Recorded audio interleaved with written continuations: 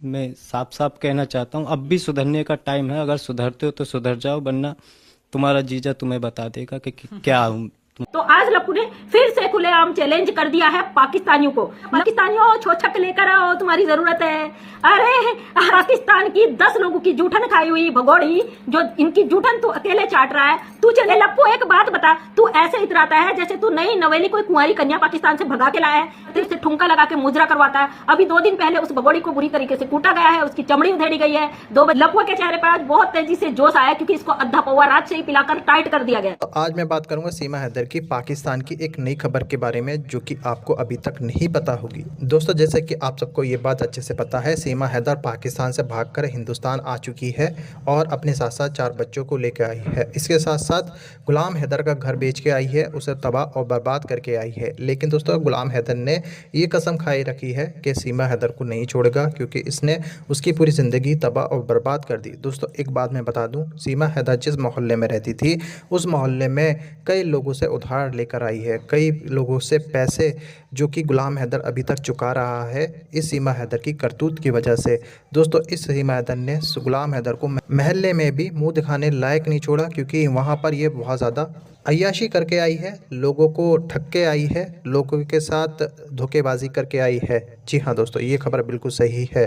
दोस्तों, अभी मैं आपको जो वीडियो दिखाऊंगा, उस वीडियो में आपको सब कुछ पूरी डिटेल के साथ पता चलेगा और सीमा केस के बारे में जानकारी आपको अच्छे से मिलेगी। मगर दोस्तों, ये वीडियो दिखाने से पहले मेरी आपसे गुजारिश है, आज का मेरा ये वीडियो पूरा एंड तक जरूर देखना, और अगर आप मेरे चैनल पर नहीं आए हो, चैनल को जरूर सब्सक्राइब करना, साथ में इस वीडियो को ज़्यादा लोगों में शेयर जरूर करना। चलिए दोस्तों, पहले आप ये वीडियो देखिए, फिर आकर मैं आपसे बात करता हूँ। दोस्तों, रबुपुरा में नशेड़ियों का गैंग तैयार हो चुका है। कल मैंने एक वीडियो डाली थी, आपसे बोला था आपको घबराने की, परेशान होने की, दुखी होने की जरूरत नहीं है इस अवैध घुसपैठी के साथ मिले हुए लोगों का तमाशा देखने के बाद। आज है 7 तारीख और आज नशेड़ियों का गैंग स्टार्ट हो चुका है, इनकी तैयारियां शुरू हो चुकी है, जो कि बहुत समय से इनकी तैयारी चल रही है। तो आज लप्पू ने फिर से खुलेआम चैलेंज कर दिया है पाकिस्तानियों को। लप्पू के साथ एक बंदा है, बबीता रानी का पति शायद है, क्योंकि चाचा जी कह रहा है, वैसे तो मैं नहीं जानती कौन है। तो बंदा कह रहा है, पाकिस्तानियों, छोछक लेकर आओ, तुम्हारी जरूरत है। अरे आज इनकी अच्छे से धुलाई भी होगी, आपको जवाब भी दिया जाएगा। मुझे तो बड़ी हंसी आई। लप्पू कह रहा, मुझे छोछक, मुझे इनकी किसी चीज की जरूरत नहीं है। क्यों लप्पू? ये तोतला कह रहा है, वैसे तो हमें जरूरत नहीं है। पाकिस्तान की 10 लोगों की जूठन खाई हुई भगोड़ी, जो इनकी जूठन तू अकेले चाट रहा है, तू चैलेंज कर रहा है पाकिस्तानियों को। तो दोस्तों, हमारे देश में बैठकर जो हिंदू मुस्लिम किया जा रहा है, जो हिंदुस्तान पाकिस्तान किया जा रहा है, ये लप्पू से करवाया जा रहा है। आप सब देख रहे हो, आज होगा बहुत बड़ा वाला घमासान धमाका, क्योंकि ये कह रहा है हमारे जो भाई साहब है एपी सिंह जी, वो छोछक लेके आ रहे। ए लप्पू, एक बात बता, तू ऐसे इतराता है जैसे तू नई नवेली कोई कुंवारी कन्या पाकिस्तान से भगा के लाया है। तेरी इतनी औकात तो नहीं है बेटा। तू 4 बच्चों की माँ को, उसके पति को घर बार बिकवा के, क्राइम करके, अपराध करवा के भारत के अंदर इनलीगल एंट्री कराया हुआ और बुरी तरीके से कानून के सिकंजे में फंसा हुआ है। मत भूल, क्योंकि दोस्तों, इस लप्पू को जब नशा दिया जाता है, डोज दिया जाता है, ये अपनी औकात भूल जाता है। आज इसके घर में तमाम हलवा फलवा पता नहीं क्या क्या बन रहे हैं और तमाशे की तैयारी हो रही है, क्योंकि शाम को जब इसकी महफिल सजेगी, वहां पे सब नशेड़ी नजर आएंगे जो नंगा नाच नाचते हैं। ये लप्पू जो सनातन का नाम लेके यहाँ पे धर्म युद्ध छेड़ने की तैयारी कर रहा है, ये एक अवैध घुसपैठी मुसलमानी औरत पाकिस्तानी, वो जो गाय खा के हमारे देश में आके सनातनी बनने का नाटक कर रही है। ये जैसे वो बच्चा पैदा होने का ढोंग करती है, उससे ठुमका लगा के मुजरा करवाता है। अभी 2 दिन पहले उस भगोड़ी को बुरी तरीके से कूटा गया है, उसकी चमड़ी उधेड़ी गई है। 2 बजे रात उसके बाद भगोड़ी लाइव आई है। भगोड़ी ने रो रो के उन पाकिस्तानियों को मैसेज दिया, और इस ड्रामेबाज औरत का ड्रामा देखिए। ये कुटती है बुरी तरीके से, धोबी के कुत्ते की तरह से धोया जाता है। उसके बाद इसकी एक बार फिर कुटाई होती है कि तू अब पब्लिक के सामने में पाकिस्तानियों को गाली दे। अब पब्लिक के सामने में ये दिखा कि तू सच्ची सनातनी है, तू भारत की सच्ची नागरिक है, तू भारत में भारत की जय जयकार कर रही है। मतलब सरकार के दिल जीतने हैं तुझे, योगी जी मोदी जी का दिल जीतना है। दोस्तों, अगर अपराधी इस तरीके से योगी जी मोदी जी पुकारने लगा और क्राइम करने लगा और बचने के रास्ते ढूंढने लगा, तो सरकार इतनी अंधी बहरी गूंगी बैठी नहीं है।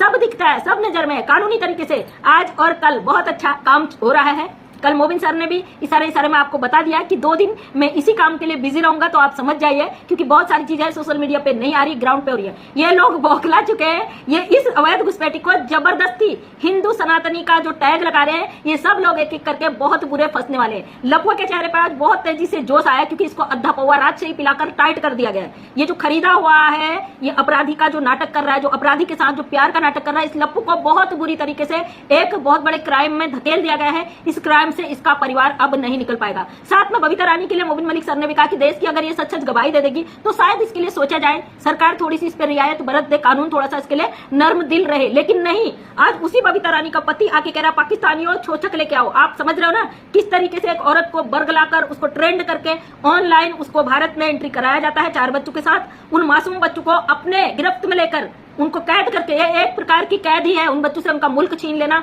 उसके बाप को छीन लेना, उसका परिवार छीन लेना, सब कुछ छीन कर उसको जबरदस्ती एक घर में रखना, उसके बाद उसी पाकिस्तान को धमकी देना। कहाँ की इंसाफी है? चलिए पाकिस्तान तक भी अलग बात है, लेकिन लप्पू याद रख, तूने पाकिस्तानियों को बुलाया है ना कि पाकिस्तानियों छोचक लेके आओ। पाकिस्तानियों का तो पता नहीं, लेकिन उन बच्चों का बाप आ रहा है बहुत जल्दी। छोचक के साथ साथ तेरे पिछवाड़े पे डंडे लगाने आ रहा है, क्योंकि कानूनी लड़ाई जब चलती है उसके बाद उसके फैसले भी होते हैं। जैसे गुलाम हैदर भारत आ जाएगा तो बहुत कुछ यहाँ से राज से पर्दे खुल जाएंगे। दोस्तों, जो लोग परेशान हो, दुखी हो इस ड्रामा को देख के, आपको परेशान होने की बिल्कुल जरूरत नहीं है, क्योंकि कानूनी लड़ाई है भाई, टाइम तो लगता है ना। कल कोई कमेंट कर रहा था मोबिन मलिक सर की लाइव में, आप तो 2 साल से ऐसे ही बोल रहे हो। बिल्कुल नहीं जी, 2 साल से तो ये ड्रामा चल रहा था। अब 1 साल लगभग होने जा रहा है, 1 साल से ये ग्राउंड पर काम हो रहा है। ग्राउंड पर बहुत अच्छी तरीके से काम हुआ है। ये नहीं है भाई पेड़ लगाते हो तो उसका फल खाने के लिए इंतजार करना पड़ता है, उसमें अच्छे फल खाने के लिए और भी ज्यादा इंतजार, उसकी सेवा करनी पड़ती है ना। ये तो नहीं कि आज पेड़ लगाया कल आपको फल मिल गया, ऐसा बिल्कुल भी नहीं होता है। उसकी बहुत देखभाल, रेख देख सब कुछ करना पड़ता है। उसके बाद उसमें अच्छे मीठे फल आते हैं ताकि आपको सुकून दे सके, आपकी बॉडी को तरोताजा रख सके। ये तो एक ऐसा मामला है, इंटरनेशनल मामला है, जिसमें कानून, सरकार सब कोई इन्वॉल्व है। एक पाकिस्तानी औरत अवैध घुसकर भारत के अंदर आ जाती है, 4 बच्चों को लेके आ जाती है, 2 टीम बन जाते हैं। एक टीम कहता है कि भाई ये अवैध घुसपैठी को भारत से निकाला जाए, ये हमारी सभ्यता संस्कृति के लिए खतरा है, इसकी वजह से भारत के लोगों की मानसिकता बदल रही है। यहाँ पे जिस तरीके के क्राइम होने लगे हैं इसके आने के बाद, उसको देखते हुए भारत के लोग पूरी तरीके से इसका विरोध करते हैं। दूसरा वो टीम है जो एक नशेड़ियों का गैंग है, जो इसको, जिससे इसको फायदा है, जो इसका मुजरा पसंद करते हैं, इसको रखना चाहते हैं, हमारी सरकार को नुकसान पहुंचाना चाहते हैं, और ये महिला उनका मनोरंजन करती है, तमाम तरीकों से पैसे कमा कर देती है, सोशल मीडिया के माध्यम से पैसा कमा के देती है। वो लोग किसी भी हाल में इस महिला को यहाँ से नहीं जाना देना चाहते।